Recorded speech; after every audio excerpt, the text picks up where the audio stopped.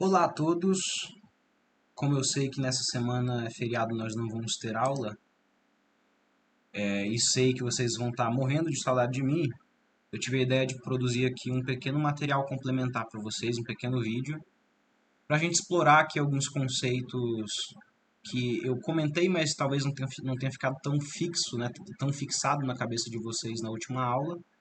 E para a gente aproveitar e responder aqui, resolver algumas questões e apresentar para vocês como que esse assunto que a gente está estudando, que é a sistemática filogenética, né, a sistemática biológica, tanto a parte da taxonomia quanto a parte da filogenética, né, da cladística, como que isso pode aparecer para vocês nos vestibulares. Então eu mandei para vocês uma lista com 5 questões, tentei pegar de grandes vestibulares e as questões mais recentes, né, e hoje a gente vai aqui apenas olhar as questões que eu disse para vocês fazerem, né? Porque as outras vão, por exemplo, essa primeira questão aqui vai tratar de órgãos análogos, órgãos homólogos, e isso nós vamos ver em evolução.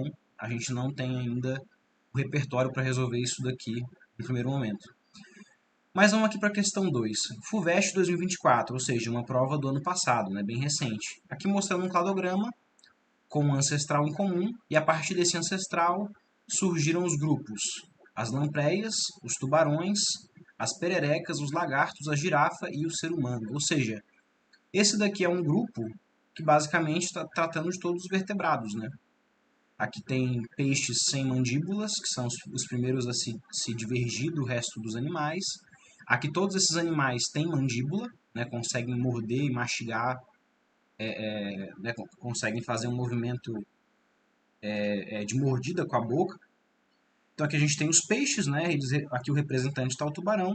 Aqui a gente tem os anfíbios, com representante a perereca. Aqui os répteis, com representante um lagarto. E aqui os mamíferos, divididos aqui em um representante que foi a girafa e outro representante que foi o ser humano. Então esse cladograma está mostrando um representante dos principais grandes grupos de vertebrados terrestres. Ah, eu preciso saber desses grandes grupos? Por enquanto não, a gente não falou ainda sobre isso e nós vamos falar na zoologia. Mas é, é, são conhecimentos sim que a gente vai desenvolver ao longo das aulas, tá bom? Então vamos lá. A partir do cladograma apresentado, que expressa algumas relações filogenéticas entre os vertebrados, é correto afirmar que a lampreia é um ancestral comum de todos os vertebrados incluídos no cladograma. A lampreia ela é de uma linhagem basal, que se dividiu logo aqui no início do surgimento dos vertebrados. Agora, isso daí cai naquela interpretação errônea que eu já falei para vocês, né? Da gente assumir que os grupos que se divergiram primeiro, eles deram origem aos outros. Então, que o tubarão surgiu da lampreia, a perereca surgiu do tubarão, o lagarto surgiu da perereca, e assim por diante. E isso não poderia estar mais errado. Porque a lampreia, esses grupinhos aqui em cima, é quem está vivo hoje.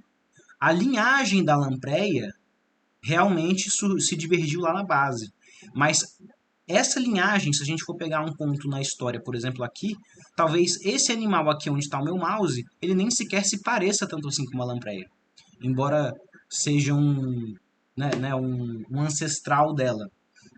Então, a lampreia não é o ancestral de todos eles, ela apenas compartilha um ancestral em comum com todos eles.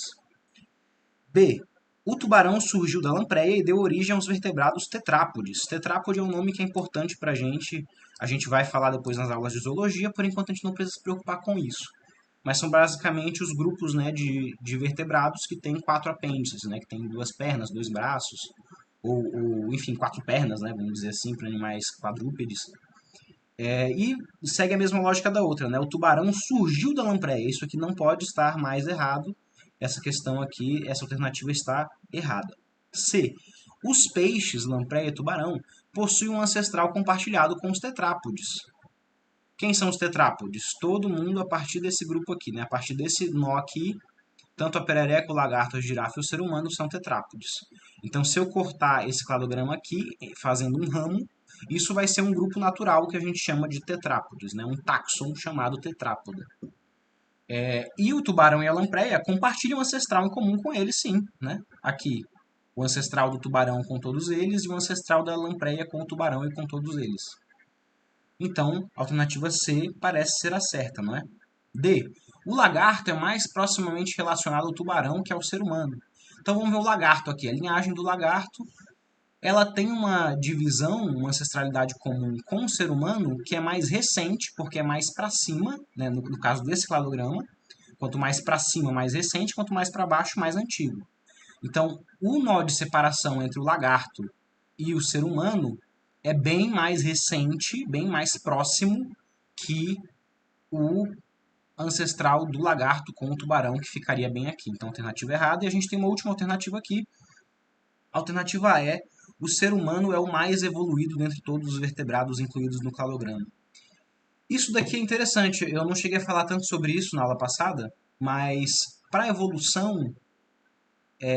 a evolução ela é adaptação ao meio ambiente que você vive.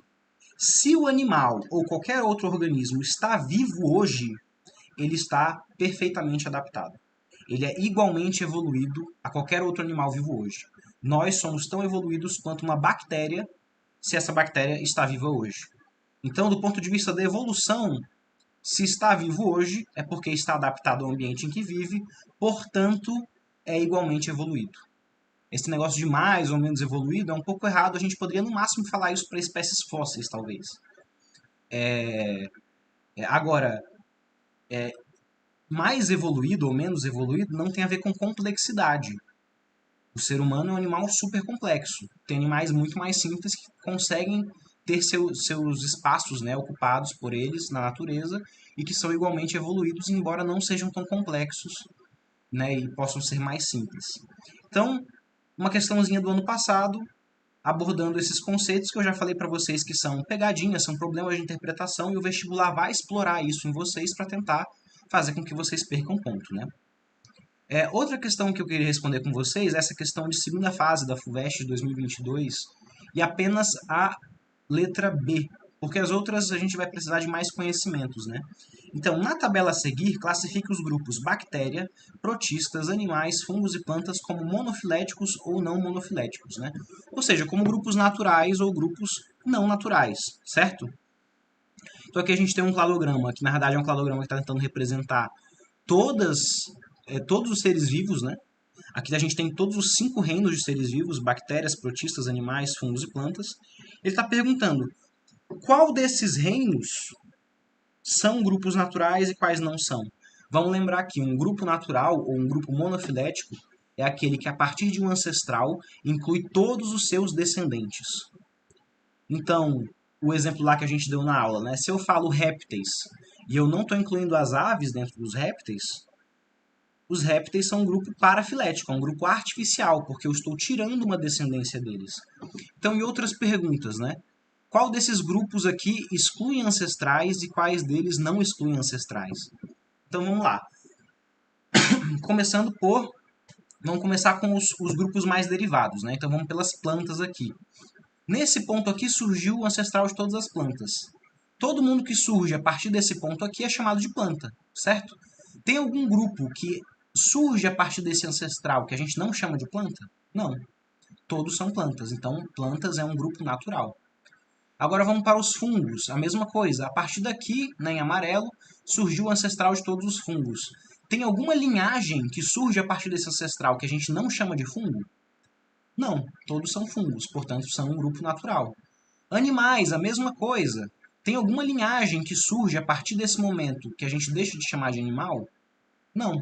Então, fungos, animais e plantas são grupos naturais, são grupos monofiléticos. E agora, os outros dois grupos, os outros dois reinos, eles são parafiléticos. Por quê? Porque os protistas, que incluem as algas e os protozoários, a partir deles é que surgem as plantas, os fungos e os animais. E os animais não são chamados pela taxonomia de protozoários, embora filogeneticamente eles sejam. Assim como os fungos também não são chamados de protistas, assim como as plantas não são chamadas de protistas. Correto? Embora, do ponto de vista filogenético, as plantas nada mais são do que um grupo de algas derivado, né, que se diversificou. Então, a partir daqui, desse ponto aqui, em E, a gente tem um ancestral protista. E, a partir desse ponto, algumas linhagens surgem que a gente deixa de chamar de protista. A gente exclui elas do grupo protista. Então, a linhagem das plantas, a linhagem dos fungos e a linhagem dos animais são excluídas do grupo dos protistas, portanto, o grupo dos protistas é um grupo não monofilético. Perfeito? Agora indo para bactérias. As bactérias são os primeiros organismos que apareceram no mundo. Então, os protistas, eles surgem das bactérias. Os protistas, eles são um grupo de bactérias ultraderivadas. Correto? Então, assim como os protistas excluem fungos, animais e plantas, as bactérias excluem todos os protistas e os fungos e as plantas e os animais. Portanto, aqui a gente pode dizer que bactérias e protistas são não monofiléticos e animais, fungos e plantas são monofiléticos, certo? Só para a gente revisar esse conceitozinho dos tipos de grupamento, né? O que é um grupo natural e o que não é. Agora, feito isso, eu queria, para a gente dar uma aprofundada, né? A gente vai falar sobre essas outras questões aqui que eu botei em outro momento, quando a gente avançar com o conteúdo, tá? Mas agora eu queria ver com vocês um vídeo para a gente comentar uma coisa que eu acho que pouquíssimos professores trazem isso pro ensino médio, tá bom? Então, esse aqui é um vídeo que eu retirei de um documentário, né, do Cosmos. Existe na Netflix o Cosmos atual, mas isso aqui é a antiga temporada, que era feito pelo astrônomo Carl Sagan, né, que era o apresentador desse programa. E eu gosto muito desse episódio que fala sobre biologia e sobre evolução. Então a gente vai ver aqui um trecho em que o Carl Sagan ele vai mostrando toda a linhagem a partir do primeiro momento que surge a primeira célula até o humano. E aí ele vai fazendo ramificações. Só que não tem um cladograma explícito aqui. Ele não monta um cladograma. Eu montei um cladograma com base nas coisas que ele falou. Então aqui eu acabei de fazer essa imagem, eu sei que está difícil de ler, mas aqui na pontinha a gente tem humano e aqui outros grupos que ele vai citando ao longo do vídeo. Então, o vídeo dele vai começar do ponto inicial em que surge a vida, né, a partir do momento que surge a primeira célula, e ele vai falando, nesse momento teve uma ramificação que deu origem a cianobactérias.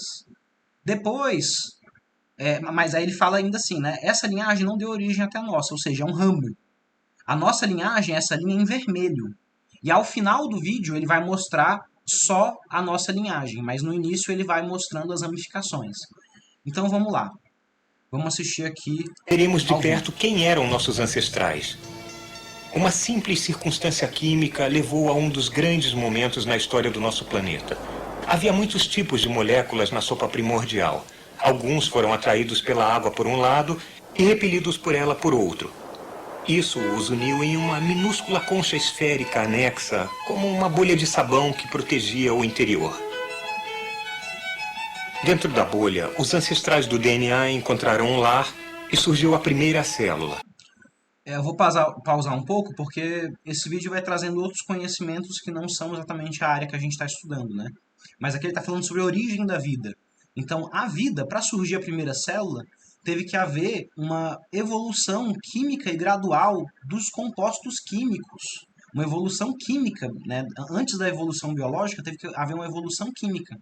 Então, ele está citando aqui algumas moléculas que surgem naturalmente, moléculas orgânicas, moléculas que fazem parte dos seres vivos, que podem ser produzidas por reações naturais até erupções vulcânicas, e ele conta aqui como é que foi o precursor da vida, né? Então, primeiro surgiu uma membrana com essa molécula que é um fosfolipídio que ele está mostrando, e dentro dessa membrana, o DNA e o RNA, eles deram... né, essa membrana deu um espaço, uma casinha para essas moléculas, o DNA e o RNA, se abrigarem e dar origem à primeira célula. Tá, isso daqui é só um detalhezinho, mas vamos ao vídeo. As plantas minúsculas levaram centenas de milhões de anos para evoluir liberando oxigênio. Aqui ele chama de plantas minúsculas, mas não são plantas, são cianobactérias. Tem vários problemas na tradução aqui, né? Mas aqui ele está representando as cianobactérias, que é o primeiro ramo que vai se separar aqui nesse nosso cladograma. Então a gente está olhando, né? Vocês percebam que tem sempre duas imagens. Tem aqui uma imagem central e aqui uma imagem do ramo. Então um ramo, a partir desse ancestral, deu origem a cianobactérias. Mas essa célulazinha que ele está mostrando no centro, ela é o organismo que está bem aqui nesse ponto do nó. E o organismo que aparece no desenho acima dele é sempre o ramo. Ele vai repetir isso em todos esses outros aqui, nesses outros ramos, tá bom? Então vamos continuar. Mas esse ramo não levou a nós. As bactérias que respiravam oxigênio levaram mais 1 bilhão de anos para evoluir. De um núcleo nu, uma célula desenvolvida com um núcleo dentro. Algumas dessas formas É uma célula com um núcleo dentro. É o surgimento das células eucariontes. Até esse momento só existiam células próximas a bactérias, células procariontes. Né, eu sei que vocês vão ver isso em biologia celular, mas só para comentar, né, que a partir desse ponto aqui no meu mouse surge a primeira célula eucarionte. Então, a partir daqui todo mundo é eucarionte, tá bom? parecendo amebas finalmente levaram as plantas. Outras produziram colônias com células interiores e exteriores, realizando funções diferentes. Virando um pólipo preso ao fundo do mar, filtrando comida da água e desenvolvendo pequenos tentáculos para dirigir a comida até uma boca primitiva. Este nosso humilde ancestral também levou a animais guarnecidos com peles espinhosas, com órgãos internos, incluindo a nossa prima, a estrela do mar. Mas nós não viemos da estrela do mar. Há cerca de 550 milhões de anos, os filtros alimentadores desenvolveram fendas para guelras, que eram mais eficientes em filtrar partículas de comida da água. Um ramo evolutivo levou aos enteropneustos. Um outro levou a uma criatura que nadava livremente no estágio larval, mas quando adulta ainda estava firmemente ancorada ao fundo do mar. Alguns viraram tubos-ocos vivos, mas outros mantiveram as formas larvais através do ciclo vital e viraram adultos que nadavam livremente com algo parecido com uma espinha dorsal. Os nossos ancestrais agora, há 500 milhões de anos, eram peixes sem maxilares com filtros alimentadores, um pouco parecidos com lampreyas. Gradualmente, esses peixes minúsculos desenvolveram olhos e maxilares.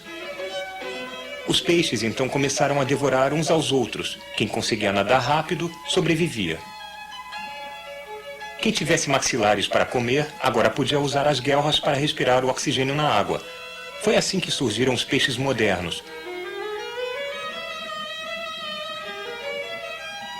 Durante o verão, alguns pântanos e lagos secaram. Então, alguns peixes desenvolveram um pulmão primitivo para respirar ar até chegarem às chuvas. Seus cérebros estavam ficando maiores. Se as chuvas não vinham, era útil poder seguir até o próximo pântano. Essa foi uma adaptação muito importante. Os primeiros anfíbios se desenvolveram ainda com uma cauda tipo peixe. Os anfíbios, como os peixes, botavam seus ovos na água onde eram facilmente comidos. Mas então uma nova invenção excelente apareceu. O ovo de casca dura, posto na terra onde não havia predadores. Os répteis e as tartarugas são dessa época. Muitos dos répteis que saíram do ovo em terra jamais voltaram para a água. Alguns viraram os dinossauros. Uma linhagem de dinossauros desenvolveu penas, úteis para voos curtos. Hoje, os únicos descendentes vivos dos dinossauros são as aves. Os grandes dinossauros evoluíram ao longo de outro ramo. Alguns foram os maiores carnívoros que já existiram. Mas há 65 milhões de anos, todos eles morreram misteriosamente. Enquanto isso, os precursores dos dinossauros também estavam evoluindo em uma direção diferente. Criaturas pequenas e apressadas, com os filhos crescendo dentro do corpo da mãe. Depois da extinção dos dinossauros, muitas formas diferentes se desenvolveram. Os jovens eram muito imaturos ao nascerem nos marsupiais, o vombate, por exemplo, e nos mamíferos. Os jovens tinham que ser ensinados.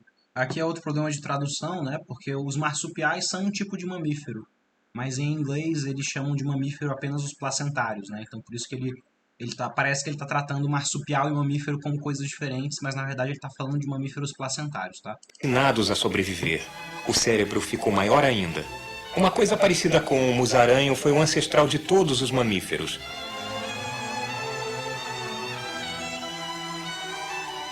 Uma linhagem foi para as árvores, desenvolvendo a destreza, visão estéril, cérebros maiores e uma curiosidade sobre o seu ambiente. Alguns viraram babuínos. Mas não é essa a linhagem até nós. Os macacos e os humanos têm um ancestral comum recente. Osso por osso, músculo por músculo, molécula por molécula, quase não há diferenças importantes entre os macacos e os humanos. Ao contrário do chimpanzé, os nossos ancestrais andavam eretos, liberando as mãos para empurrar, segurar e experimentar. Ficamos mais inteligentes, começamos a falar.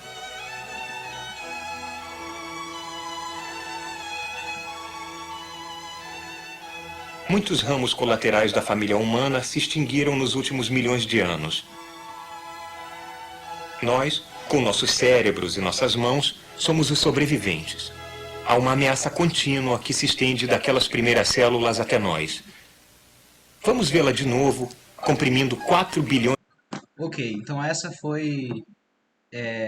Isso aqui tudo, na hora que eu vejo esse vídeo, eu imagino o cladograma. Por isso que eu quis fazer esse cladograma aqui, em que eu tentei representar os pontos em que ele vai falando dos ramos, né? Tipo, na hora que ele fala dos dinossauros, um ramo dos dinossauros deu origem às aves.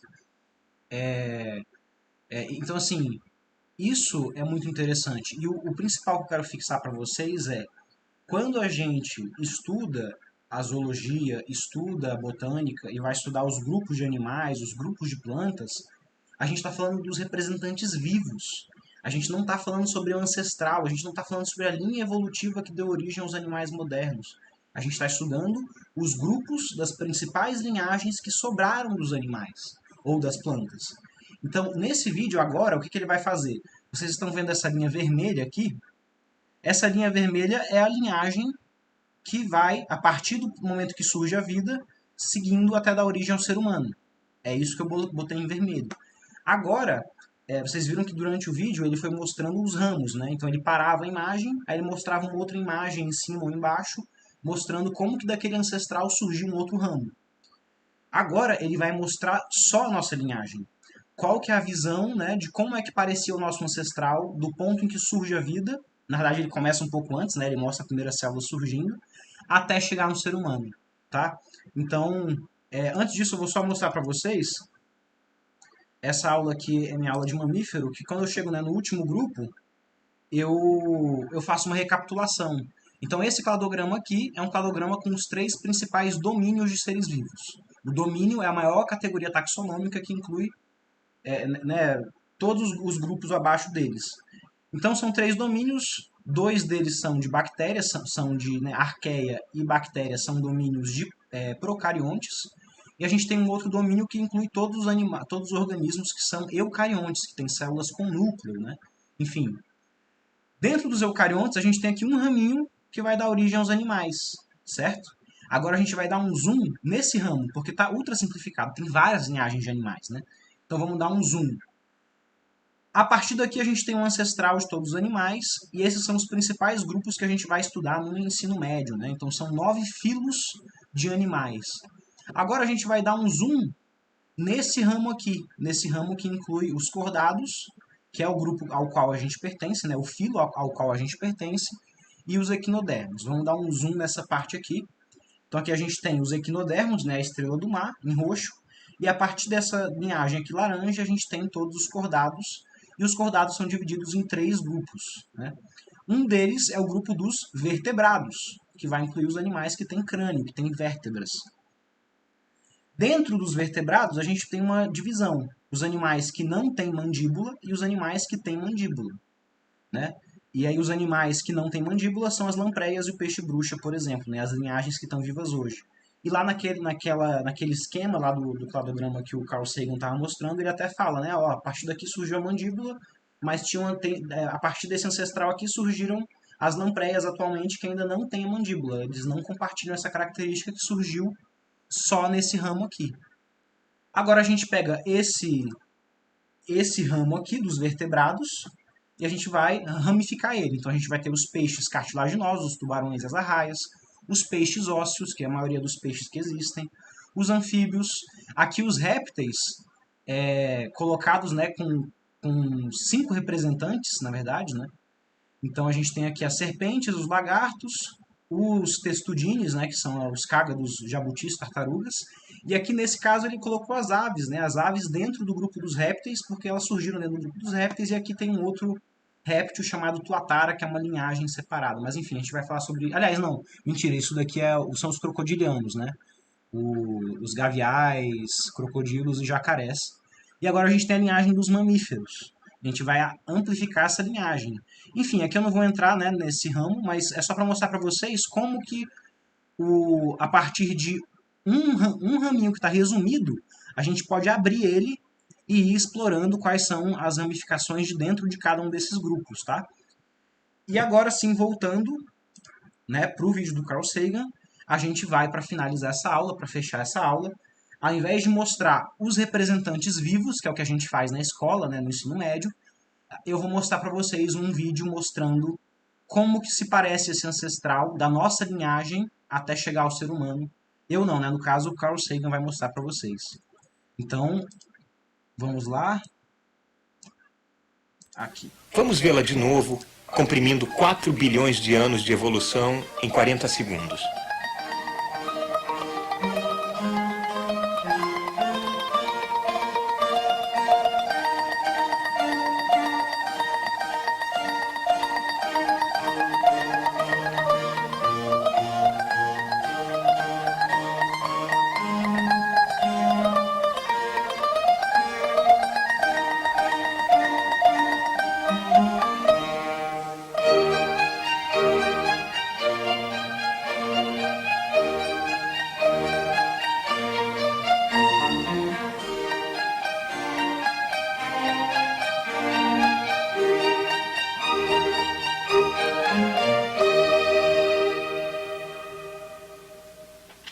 Estas são algumas das coisas que as moléculas fazem depois de 4 bilhões de anos de evolução.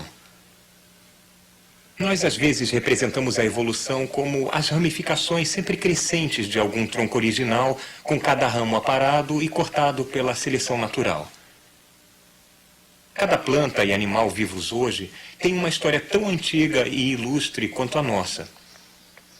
Os humanos ficam em um ramo, mas agora nós afetamos o futuro de cada ramo desta árvore de 4 bilhões de anos de idade.